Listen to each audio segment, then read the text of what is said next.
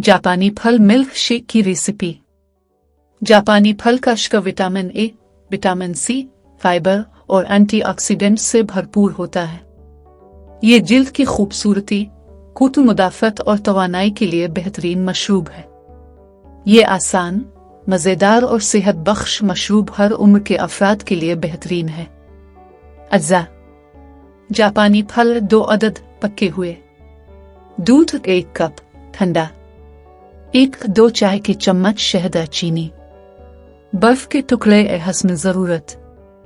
Blender में जापानी फल, दूध, चीनी और बर्फ के टुकड़े डालकर अच्छी तरह ब्लेंड कर लें। मिल्क शेक को गिलास में निकालें, ठंडा ठंडा पेश करें और लुत्फ उठाएं। ये शिका विटामिन्स, मिनरल्स और कुदरती फाइबर से भरपूर होता है। जापानी फल में मौजूद एंटीऑक्सीडेंट्स जिस्म से फाजिल मादे खारिज करने और जिल्द को तरोताज़ा रखने में मदद देते हैं।